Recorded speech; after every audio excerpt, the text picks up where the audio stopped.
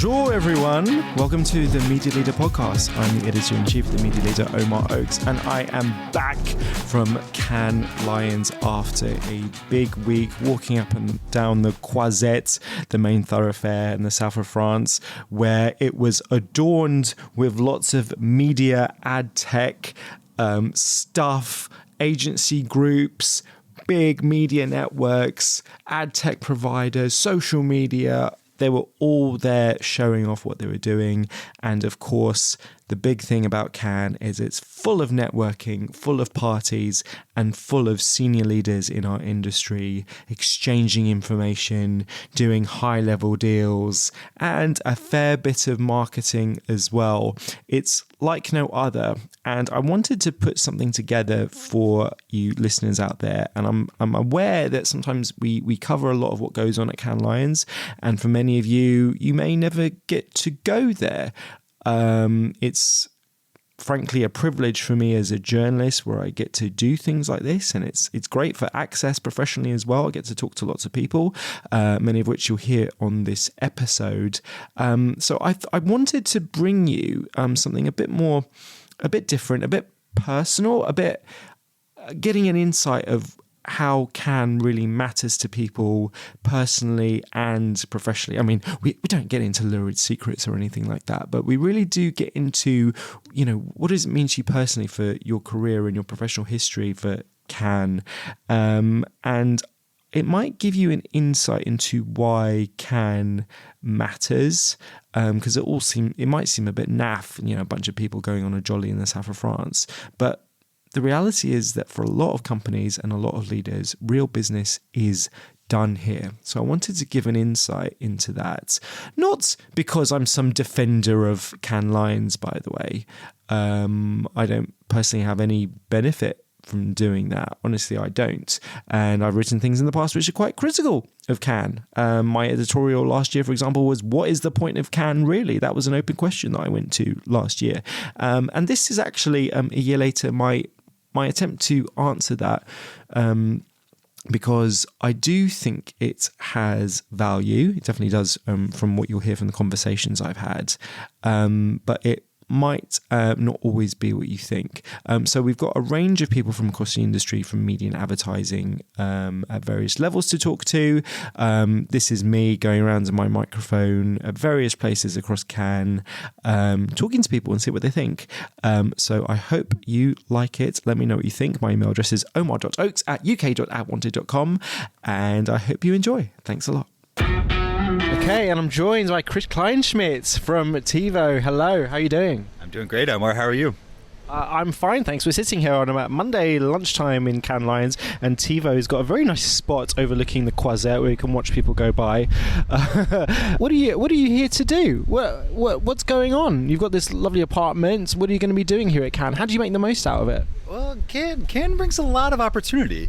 It's one of these things where you come here to really socialize, obviously, is a piece of this. The industry is so large and so spread out kind of globally at this point, so it brings together a lot of major players into one kind of small, relatively small space. So you really kind of get to meet with a lot of interesting characters, a lot of companies, but a lot of it is honestly is to really kind of like learn what's coming into the market these days. See what other companies are talking about on stage and kind of get opinions from their C-suite. So I think Cannes is a really good opportunity to understand what other companies think is the future, see if that aligns with what we think is the future, and really just have an open conversation with some beautiful views. So it's a very robust environment to, I think, just really explore ideas. What's the best party you've ever been to at Cannes, and what would your advice be to people? A lot of people listening to this have never been to Cannes, so they're intrigued to know kind of what goes on here. Like, what would your advice be? The thing that's interesting about Cannes is you have to kind of get your name on a lot of lists, and I think so you kind of have to know how to work your way around kind of getting yourself included into some of these lists. The hottest ticket is always the Spotify party. I honestly can say that is very, very difficult to get into, though, and even if you're on the list, you're not guaranteed in. So if you can make your way there, I think last year they had the Foo Fighters, which is, we're talking premium acts. There's some rumors floating around. We have some ideas and hunches who it might be this year, but ultimately I'd say that's kind of the one to be at. But quite frankly, on any given night, usually Monday through Thursday night, there are a plethora of events going on, usually starting off with happy hour events, from 5 p.m. onwards, and then kind of again like ending with like late night music sessions starting around 10, 11 o'clock at night. So you're really kind of, again, after a day of meetings, you're really kind of hitting these events from 5 p.m. until midnight, or even obviously even later. But I'd say network your way. You got to kind of find people at the companies, get your names on the list, and really honestly just walk around, and you'd be shocked at kind of like what opportunities present themselves, because everybody's just spilling out from event to next events, and you can really just kind of strike up conversations really on the go. Yeah, in terms of like how you stand out, so it's interesting. So you've just come from Samsung and TiVo. You're launching TV operating systems, ad platform on top of what you're already doing. I mean, this is getting to be a really competitive space, isn't it? You've had Roku around for a while, LG ads, Samsung ads, which you know very well. I mean, it's getting quite competitive. I mean, I know you're a different platform with TiVo, but how do you stand out? How are you telling, when you're communicating this to marketers, to agencies, how are you standing out? Yeah, it's a great question, and you're absolutely right. It is an incredibly complex ecosystem, but I think what's fascinating, what really appealed me to TiVo is the fact that this is one of the leading independent kind of platforms that exist when it comes to the kind of the TV operating system, and we're making a lot of tremendous noise already. We've officially announced 6 partners that we've 6 OEM partners that we've onboarded, where we'll be rolling out our operating system. Most recently, we actually just rolled out TVs in Argos in the UK just in the last couple of weeks. So we're already starting to see a huge opportunity for us where we're rolling the product out. But it's not just that. The other thing, and one of the reasons why we're here at Cannes, is actually talking about our opportunity in the car. And I think this is a data point that is really interesting, and not anybody that I'm aware of is doing this, particularly with the scale that we're talking about. But we've actually now got a video platform inside the car dashboard. So, for example, here at Cannes, we've actually got a beautiful BMW i7 that's just parked kind of right here on the Croisette. And what we're doing is we're actually taking brands and agencies into this car and showing them this video experience. And it's all about how you connect those data points between the car and the living room. And that's a story that nobody's been telling, right? And this is something where I think we're really going to be able to help separate ourselves with what's happening in the market, because we're going to understand these two very kind of private settings of an audience and connect those dots. And that, I think, is a huge opportunity for us. And I think brands and a lot of agencies are starting to lean into that, because they obviously see such a huge opportunity themselves, but very much something I think will separate us, and something I think will help us really kind of make noise at such a busy environment. David Jones, founder of Brandtech Group, at this space on the beach. How's your Cannes been so far? Exhausting, and we're only at Monday lunchtime. Give us a flavour. What's your typical Cannes day like?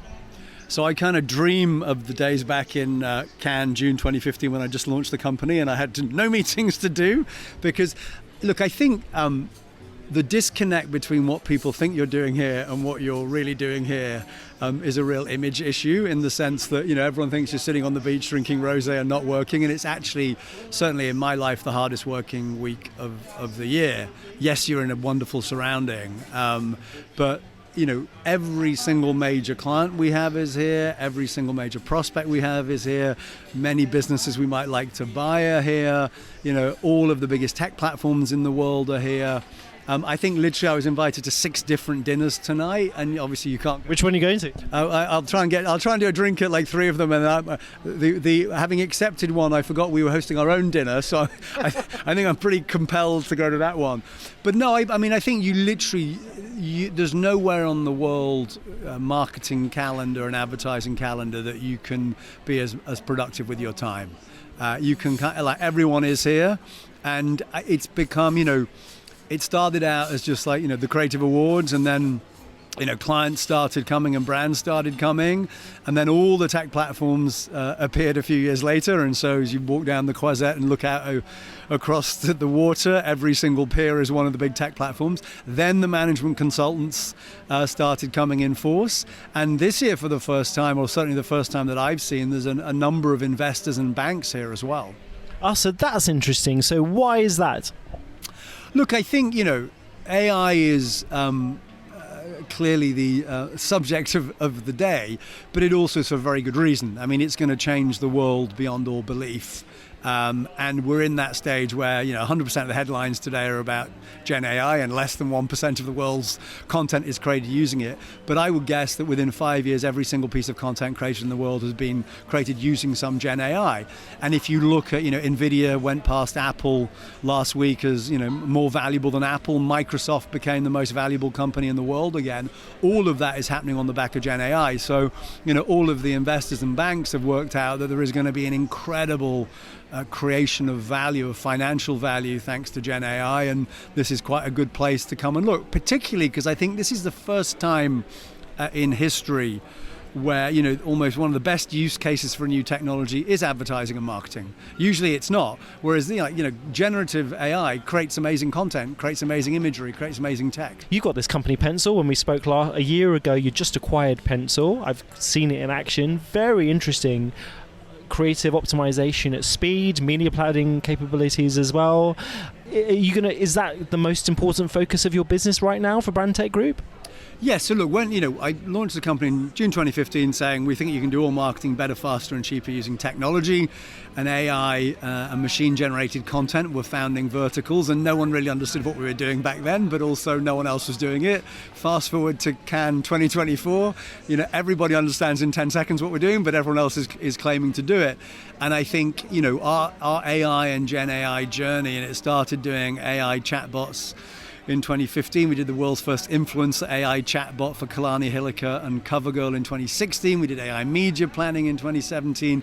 AI data, we invested in a company called AI Foundation, and I went on their board back in 2018, and they created AI humans. So digital Deepak Chopra went on Jimmy Kimmel and did a guided meditation, the AI Deepak Chopra. And it's just been amazing to see the technology evolve, and that culminated in acquiring Pencil. And Pencil today is still, it's the only platform in the world that's made over 1 million ads using Gen AI across 5,000 brands since 2018, put $1 billion of media spend through that platform, and has amazing learnings that go with it. But Pencil 2018, 1 in 10,000 ads it created was any good. Today it's 10 out of 10. And so our focus is really all about how do we kind of accelerate and scale the platform in a world where there's so much AI nonsense and AI washing, and the simple test is when someone tells you how amazing their AI thing is. So great, can I get a login and can I create content now and publish it to TikTok, Instagram and YouTube? And if they say yes, they have a product, and if they say no, they have a press release. And I think there's a lot of press releases here in Cannes. Does that mean if we're here in 10 years' time at Cannes Lions, what's it going to mean for all the people winning these awards? Is that all going to die? So look, I think it depends on how you define the advertising industry. I mean, if you take a traditional definition of it, which is advertising equals traditional ad agencies, that part of the business is unlikely to grow. And we've seen that. Most of the big holding companies, if you take the last 5-6 years, have been flat. But look at this event. YouTube, TikTok, Instagram, Facebook, those are advertising platforms, first and foremost in terms of their revenue models. They're gigantic. They've created enormous value. They've created huge amounts of jobs. They're taking the biggest, presence here in Cannes. Look at the creator economy. There are 60 million people who make a living in the creator economy today. And if the mobile phone made, everyone a creator, Gen AI makes everyone an ad agency. So how many more than 60 million will there be? So if your limited definition of advertising is traditional ad agencies, that's going to become a more and more challenged business. If your definition is encompassing everything we just talked about, from the big tech platforms to the creator economy to all the future things that we don't even know fully what's going to happen, it's going to be amazing. And I personally think we were going to see the greatest creative revolution in history. I think you're going to see huge democratization of creativity. I mean, the entire world is going to get a superpower in terms of its ability to be creative. And I think, we're going to witness it'll be a bigger change in the industry than TV was, than the internet was, than mobile, than social. Final question, this is really important. What's the best party you've ever been to at Cannes, David? So there's probably two. One was the time that we brought James Blunt here when he was in his absolute peak, and we just watched the entire room of everyone swoon over him.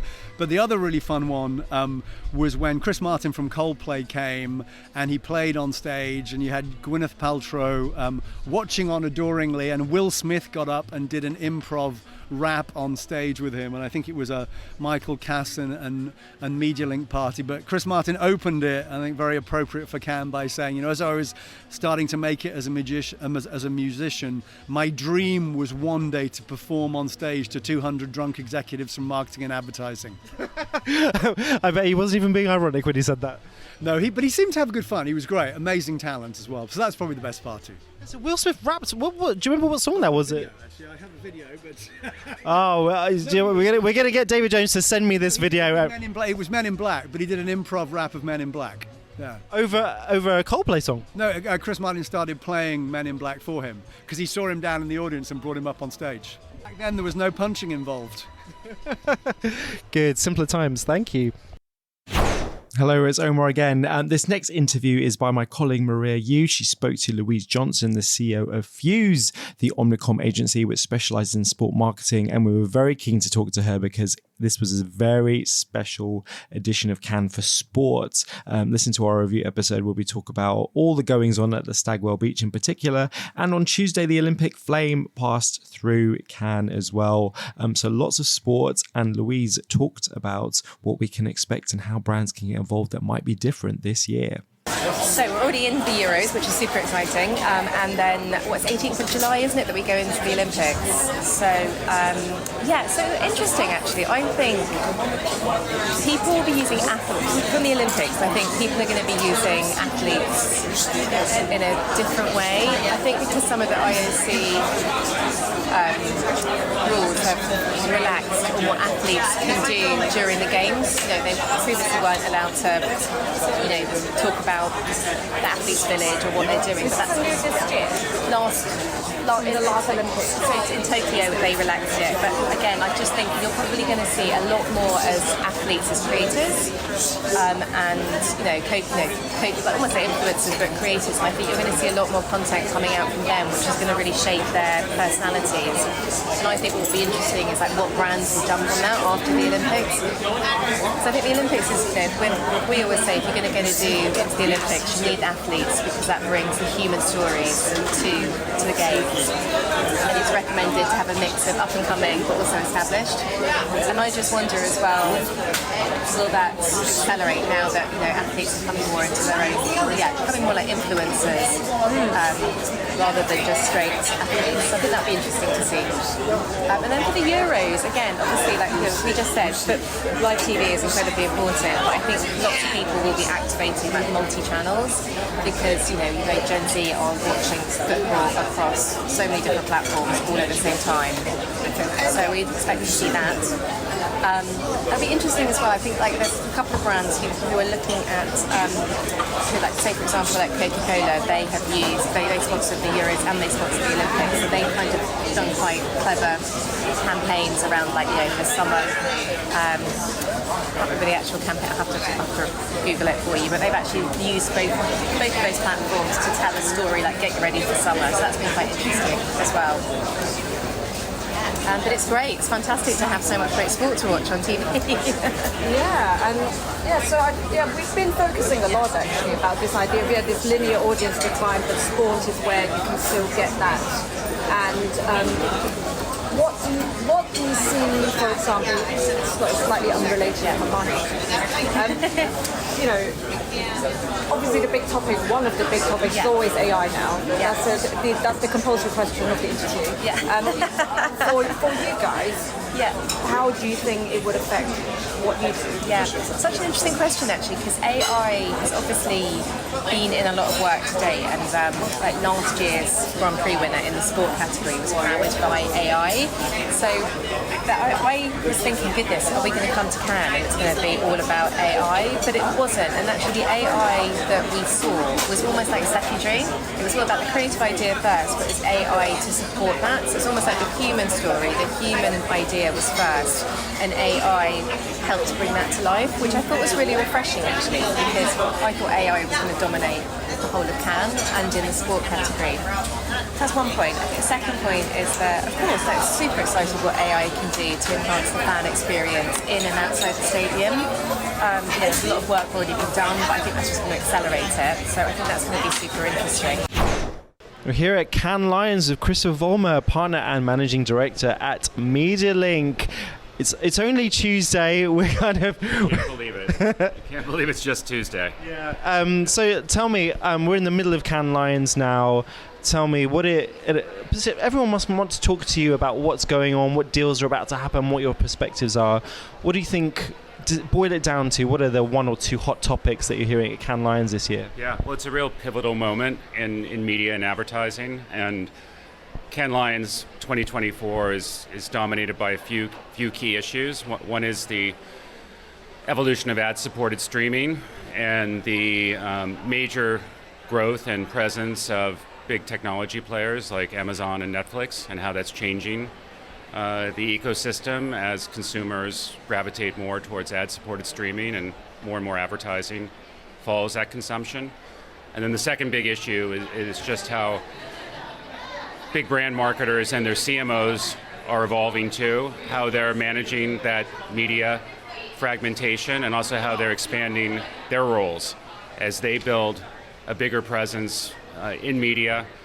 Many of them are operating advertising-related businesses, the whole growth of retail media networks. We're also seeing brands get much more involved in content production in different ways. We're here at Cannes not just as MediaLink, but as part of our parent company, UTA, where we represent many of the world's best creators across television, film, music, and sports.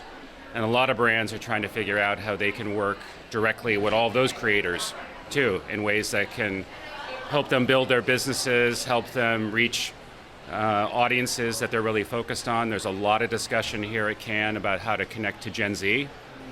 If you take a big step back and look at the media landscape and where there's real growth, it really comes down to two areas. There's growth in social. So think about all the... Still, even now, it feels like it's still developed. Yeah, think about all the growth in short-form video, particularly on TikTok and Instagram Reels. So a lot of brands need to figure out, of any kind, whether it's a media brand or it's a consumer product brand, how they can show up in those environments in ways that resonate with Gen Z and millennials. And a lot of that is around how they can connect to creators that have their own fan bases, creators that speak to those audiences every day in a lot of interesting and authentic ways. Brands need to figure out how they can do that at scale. And finally, as you mentioned, you are a UTA company. I mean, let's talk about entertainment. Think about TV, streaming. I mean, there's got to be a war on for sports rights. Live programming is becoming increasingly more important as these companies try to expand, and possibly more bundling will happen. I mean, how do you see sports, for example, in the future of entertainment and streaming? Well, one of the things that we really believe here at UTA, and we know it to be true, and we find super exciting, is that the best companies in the world are the ones that know how to connect to consumers through culture. And sports is one of those defining content genres that has a huge impact on culture. And we have the European Championships going on right now, which is a massive coming together of sports fans from all over Europe, if not all over the world. If you look at all the major programming and what really drives viewing, it's undeniably the big sports. In the U.S., the ratings landscape is dominated by the NFL, and you can see also all the big players trying to figure out how they can incorporate sports more and more into streaming, and use that as a driver for subscriber acquisition. Use that also as a driver for retention. Keep people around by having a steady supply of premium sports, and because live viewing brings people together, typically across multiple demographics, and really drives their attention and engagement, it's all where the advertisers want to be as well. So in a world of fragmentation, the value of programming, of high-value content that brings people together around unique moments associated with fandom, that's why sports is so valuable and continues to grow in terms of value. And every platform is trying to figure out how they can have live sports or sports-related entertainment too. Think about how much Netflix has grown in the sports documentary space and how that's been emulated by many other media companies, and the whole growth of the sports documentary and also unscripted series that are sports related as well. There's been a lot of expansion in content to take advantage of all that fandom in sports. So I think sports will continue to be, a very important part of the media and entertainment and advertising ecosystem, and it's really critical to the strategies of nearly every player. Yeah. And I guess what would be your big advice for agencies who are trying to navigate this landscape? They're always trying to make bets on kind of who to hire. We've talked about retail media, we've talked about streaming, we've talked about maybe some parts of their business that they should be looking to divest in future. I mean, what do you think broadly, if you're running an agency, what would you be looking to invest in? I think you need to really be thinking about how you invest at the intersection of creativity and technology. I mean, what we haven't talked about, I can't believe in 15 minutes here, is we haven't mentioned the word artificial intelligence. I've deliberately tried to avoid it, but go on, you mentioned it now. But I think the intersection of creativity and technology, the intersection of content and technology, and how to make that increasingly personalized for viewers, so it feels like they're getting exactly the content that they want at the right place in the right time, and then figuring out how advertising can fit around that. I mean, one other interesting observation is now we're in streaming at a place where the majority of the new subscribers coming into streaming in the US are taking an ad-supported offering. So figuring out how ads can fit into an environment where we know they don't want as many ads as they used to experience in a linear television experience. So if they have fewer ads, they better be better ads. And figuring out how those are better ads is this intersection of content and technology, of creativity and technology. And I'm hoping that one of the big things that comes out of this week is we hear a lot from the creative community around how they're using technology like artificial intelligence to actually create better experiences for users, whether it's ad content or it's entertainment content. Yeah, 100%. And I hope the people you're talking to this week, I hope people are asking that question, because it's really important that, we seem to have forgotten in the digital age that, in old world media, the ads were created very much to support the content. A 40-minute procedural show was written with 3 ad breaks in mind, right? Mm-hmm. And suddenly we're in an interruptive world of advertising. We could just get digital to embrace how it used to be. I would love to hear if you're having those sorts of conversations, because I think it's really important. Well, I think that we hopefully will be entering a new period where there'll be more experimentation with new ad formats. I think now as streaming becomes more mature and more mainstream, and there needs to be more what I would call user-driven ad experiences, hopefully we'll see more different format innovation. And there certainly is an economic imperative for the platforms to figure out how to do that, because they have to figure out how to make an environment with fewer units actually more valuable for advertisers and users as well. Anne-Laure Dreyfus from Egta. I'm the TV director at Egta. So hello, glad to be with us. This is Wednesday and it's just been raining at Cannes, which is a rare event, but it does happen. What have you found this week? How has your Cannes been? Fantastic, really good people, a lot of good moods, very high level people as well. You know that when you turn to someone, you always have someone quite senior to talk to, and a lot of good topics. And this is your second time at Cannes. It was your first time last year. I mean, what was your first impressions when you visited? So much good content, and actually I find it almost a bit frustrating of how good panels and speakers are on great topics with not enough audience listening to them. So I find that sometimes people are really putting together a really good program with really high level people, and you end up with a very small audience. So I do think a lot of people are streaming it now, and thankfully it's reaching an additional audience through stream. But there's such a level and a quality of knowledge here in Cannes. It's incredible, and you you're just dipping your toe in, and you're trying to get the most of it. But do you mean specifically in the Palais, or do you mean kind of like there's such a big fringe? I mean, there are panels all over the place, all up and down the beach, and hotel rooms everywhere. I mean, what do you mean? I mean the fringe. I didn't even buy a pass for the Palais, to be honest. We're both of us, we've been doing that now for a few years, my boss, and like I've just joined last time. And you don't need the pass. I mean, obviously it's a great experience if you do, but just doing the fringe is pretty much of a big experience already. You have a lot of on the beach, obviously, but hotels and where we are here now on the sides and cafes and all the restaurants are just being taken over. The brands are just taking over all the cafes and restaurants here. And I have a literally 15-page agenda of like what's happening when, like crossing out where to go. It's a crazy experience. Yeah. And have you learned anything particularly insightful? Have you kind of any key takeaways?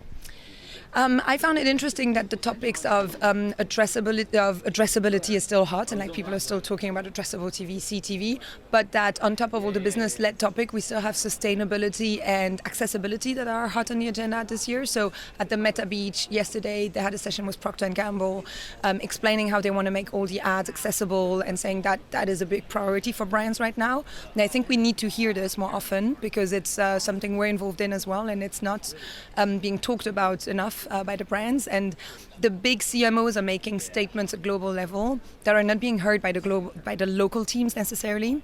And so there's a bit of a disconnect between what the CMOs are saying, what's happening at national level when the buying process is actually underway.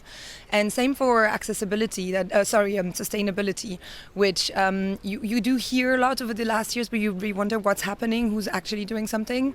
And at the RTL Beach yesterday, they had a session with GARM. WFA just made sure it happened. With GARM, with some of the French advertisers, with the Americans, with the Brits. And so they've really put together now a framework that is very much concrete into details for TV people, for radio people, for digital people, according to which industry you're in, what you can actually do to make your media plan more sustainable. And so I would say that's one of the new topics that are really coming to our industry now. Yeah, and of course the measurement discussion keeps on going and going. I attended this morning a Kantar Media ISBA session about Origin. Lots of people very interested in that. I mean, is that fair to say, Egta, that's the number one thing, is it, that people want to talk about measurement and trading? Yeah, absolutely. For us, our members are constantly putting the measurement topic back on the agenda, even in our marketing and sales conferences, because obviously it's always the flip side of the coin if you're talking about trading. And you do see all countries are struggling with it, right? So the French market is heavily looking into what to do to have something that is close to either C-Flight or Origin or like a mix of both. They're discussing heavily with advertisers and agencies right now to just make that happen and find a solution that works for everyone. The Netherlands has tried for a proper multimedia measurement and they found it very difficult, so they wanted also do total video, and that's already something. The JIC is being questioned and the legitimacy of what they do is being questioned and rediscussed. So that's big changes in the industry where the legacy system and the way we used to work is being put under pressure. Yeah, it's fascinating. And what about parties? What's the most fun you've had at Cannes so far? I just have to root for the RTL Beach because they're just amazing. So many good people. You go from a wine tasting to a party. Freewheel has an amazing party every year. It's tonight. Netflix is throwing a pretty good party on the rooftop as well. So yeah, I mean, I'm still a newbie, right? So I haven't been at the big Rihanna fest in Spotify like last year, but apparently the big parties are the big American brands, obviously, because they afford the big stars. So I'm here on Wednesday at Cannes Lions with Marc Guldimann, CEO, co-founder at Adelaide. How's it going? And firstly, where does the name Adelaide come from? Is it Australia connection? Yeah, so thanks for having me, Omar. Adelaide in Australia is the global epicenter of evidence-based advertising. It's where Byron Sharp is from and the Ehrenberg Bass Institute. And so his book, How Brands Grow, was incredibly inspirational as we took this journey, starting a decade ago, trying to understand, how do we use attention metrics to figure out the quality of media placements. And so we figured when we're going to start a measurement business that we should name it after Byron Sharp's hometown, Adelaide, Australia. Very cool, very cool. And so, Cannes Lions, you've flown all this way. What do you do? Is it to sell the benefits of attention measurement, or what's your deal here? I mean, always have to be selling, always have to be closing, right? We're here to help people understand the nuance of attention metrics. There has definitely been this trend, let's say like over the past 2 or 3 years, with a lot more, I don't want to say attention on attention metrics, it sounds too cliche, but much more focus on attention metrics. A lot of people trying to figure out how do they take it from research to actually using it to drive more effectiveness. So I think that the conversations this year have been much more nuanced and much more about like what kind of metrics can I be, what kind of attention metrics should I use in my DSP? How should I use it for optimization? How can I actually put it into my planning systems? So it's been really exciting to have a lot more of these detailed conversations about how to use attention in practice. And what kind of meetings do you try to get, or have you got in the calendar when you create your Cannes calendar? So the most important thing in Cannes is getting meetings with brands, and for us also partners. So we want to be here talking to the big brand marketers. I mean, we're based in New York, so a lot we can get access. We have offices in New York, offices in London, we have some in Chicago and the West Coast as well. So pretty good coverage on the agencies and the holdcos. It's much harder to get face time with brand marketers, and so that's a real advantage of coming to Cannes. And who has the best parties? What's the best party you've ever been to at Cannes? The best party I've ever been to at Cannes, I think many years ago I got invited to the MediaLink executive dinner. Had no reason why they invited me, and it was just fancy and super nice and posh, and like there was a concert and everything. So I think that I didn't get to go this year or last year, but it's definitely probably the fanciest and nicest party. Yeah, and what did that involve? Was Michael Kassan being really nice to you? Well, I mean, this year I don't think Michael Kassan's at the MediaLink party, and maybe that's why I didn't get invited, and it's not very good anymore. But yeah, I don't know. I mean, it was just it was a great crowd. All the CMOs, like I mean, MediaLink gets, or they got, I don't know what they get now, but with Michael around, they would always get like the the heavyweights in the room. Yeah, and that's very much the experience of Cannes, where you kind of like got really big industry names that you might never even see apart from Cannes Lions. I mean, does that have value for you? Do you think this industry still has a lot of I don't want to use the term rock stars, that sounds really naff, but big names. Do you think this industry still has big names that you kind of would go to see at Cannes?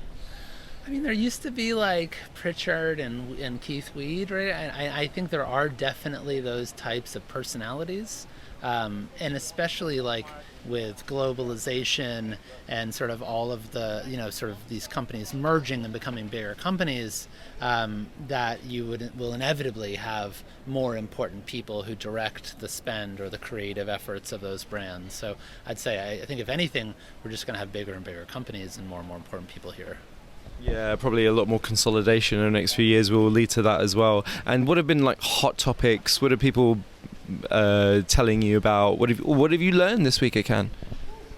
Hot topics. I think I have a very myopic view on media, and people talk a lot about attention when we're speaking with them. I just did a panel with the head of media at Mars, Ron Amram, and he was talking about the fact that they've proven attention out and they know that it works, and now it's about making activation easier, and then after activation putting it into planning, so it's really integrated into their entire stack of how they look at and buy and measure media.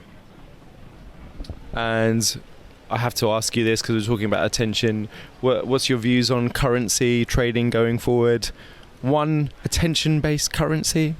Yeah, well, I think it's inevitable, right? The media quality currency that is used today is viewability, or just treat all impressions as the same. And it doesn't take a rocket scientist to know that impressions and placements are more and more different every day. There's more and more fragmentation. There's new apps, there's new websites, there's new ad formats everywhere. So there's definitely a need for new currency.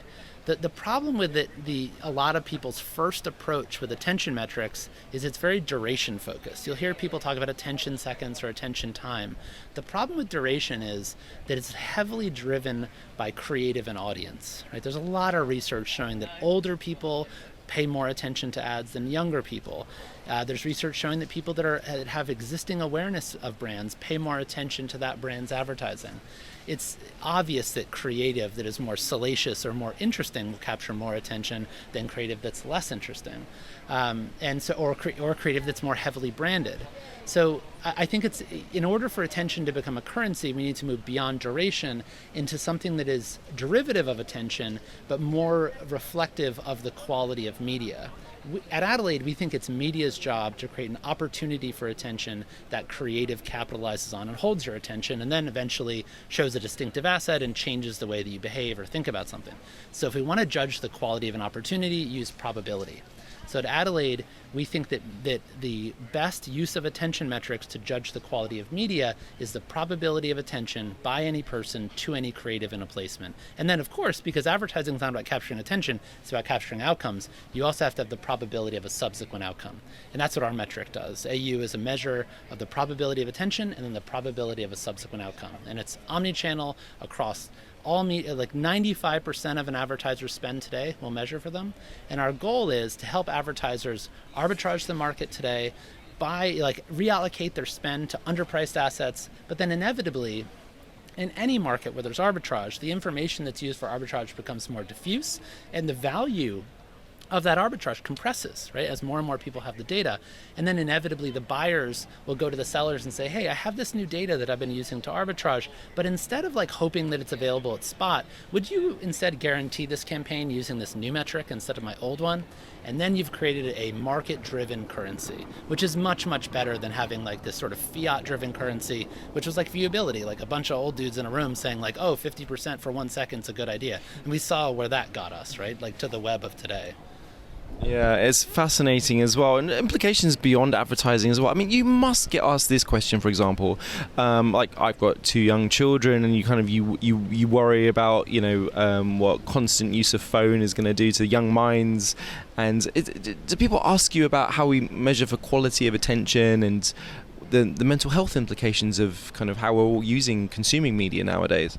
Yeah, so I mean, we that's one of the other reasons why you shouldn't be thinking about attention metrics and duration, because inevitably, when you give people a metric, they're going to try to optimize to it if it's an important metric for them or a KPI. And when you optimize towards maximum attention, then you end up in these weird situations where you're fracking for attention and you're doing all of these dark patterns to drive more and more attention. And it's funny, we do have a lot of conversations internally where we think about moving from attention more to media quality informed by attention. At Adelaide, we are very, very focused on the quality of media placements, not in terms of how platforms are capturing attention or how platforms are how long they're holding the attention for. So it's a very valid point, and I think that, in the U.S. last week maybe it was earlier this week, the Surgeon General said that there should be a warning on social media. So I think it's definitely something that people are going to be thinking more and more about, but not what we work with at Adelaide. Fascinating. Marc Guldimann, thanks so much. Thanks for having me. We're standing outside the Palais with Jake Dubbins, co-founder of the Conscious Advertising Network. Jake, how has your Cannes been? It's your first time, isn't it? It is my first time. It has been a combination of fascinating, overwhelming, I would say. I think a lot of people both love it and hate it, and I'm definitely in that camp. Well, you love it and hate it, or? Yeah, both. I've loved seeing a lot of people within the industry, friends, and supporters of the Conscious Advertising Network, and people like your good self, and many others. So I really enjoyed that. I find it quite jarring, the sort of excess and scale, and when people are also losing their jobs at home and so on. It's quite a overwhelmingly big experience. So, but it's sort of, as I said, first time, and I'm navigating it. Now, you got the train down to Cannes. I did not. I've never done that, I have to admit. We've had the wettest Cannes that I've ever experienced in the years of coming here, over 9 years. I can't help thinking it's got to do with climate change. It again reminds you of how sustainable we are, even though everyone talks about it being amazing. Cannes is amazing. I'm paraphrasing. What do you think about how sustainable all of this is? I think that the excess of the beaches and so on are a sort of symbol of, I guess, the wider problem. I think the conversation and the content about sustainability has largely been marginalised here. I've been surprised by that. Yes, it's been raining here, obviously no idea whether or not that's exactly to do with climate change, but the fact is that all over the world we're seeing different extreme weather impacts. We are not on a path to the Paris Climate Agreement. We are supposed to be dropping emissions by 9% a year. They are going up by 1% a year. So we are nowhere close to meeting our commitments by 2030. And I think largely the festival has its head in the Cannes sand about that. I think that I'm surprised that it is not front and centre of the conversation here. It is on the margins. There's a few talks here and there. But it is, this is an AI tech conference as far as I can work out.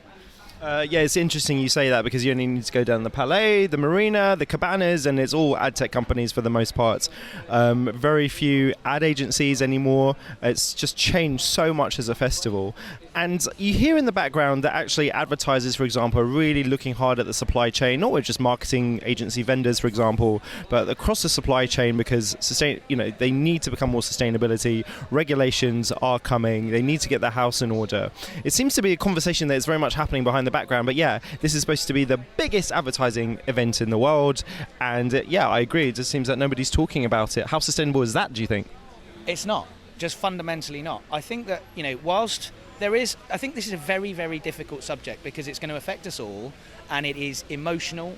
I think about my kids and my responsibilities to my kids. I think about my colleagues, my friends, my family. I think it's a very personal thing, but it's also huge, complex, and very difficult to know how we're going to confront it. But I do think on the positive side, this is an amazing community, right? The creative industries, the brains, the strategists, the creators and so on. If this festival was about how are we going to, positively lean in and how collectively are we going to work together to prevent, I guess, some of the worst impacts of climate change, that could be, a genuinely positive experience. But because it's on the margins, because it's not really talked about, I mean, there is some, like I said, I went to, the Advertising Association's roundtable on sustainability. We've run panels on sustainability, but it's sort of, like I said, it's on the margins. I think the whole thing should be about it because we are facing the biggest challenge that we are going to face.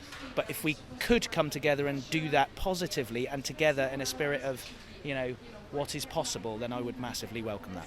Well, you're right. It's a brief that this industry needs to answer, and we've got the talent to do it. We've got the people to do it, and we're the client is planet Earth, and planet Earth perhaps is telling us with all this rain and unseasonable rain in Cannes this week, that is telling us we need to do something. So how about this? You use the power of the Conscious Advertising Network to manifest, to communicate this brief report on behalf of the clients and have a rallying call for this industry to answer. Yeah, I'd love to do that. And when we've been talking to people about that, people like at Ad Net Zero, they're like, yes, we want to join in on that. I think this industry needs to work across, all of the talent, all of the leadership. Everybody knows in our bones that things are not right and not going well. We know it. We're just not yet coming together to actually confront what is, I think, as you put very well, the biggest brief of our lives.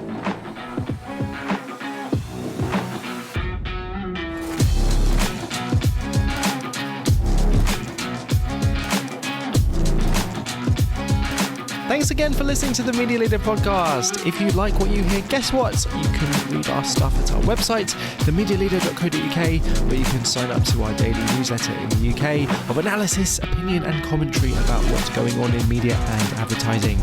You can also find us on YouTube. We are posting video interviews and clips from our live events. And don't forget to check out our LinkedIn page, which is often a very interesting way to see what people in the industry are saying about our articles and the issues we write about. Anyway, back to work. Catch you next time. Bye-bye.